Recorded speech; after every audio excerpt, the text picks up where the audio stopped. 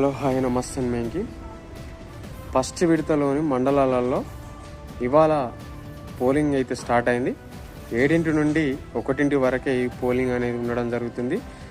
సర్పంచి ఆ పత్రం వచ్చేసి పింక్ కలర్లో ఉంటుంది. వార్డ్ నెంబర్ సభ్యుని పత్రం వచ్చేసి తెలుపు కలర్లో ఉంటుంది.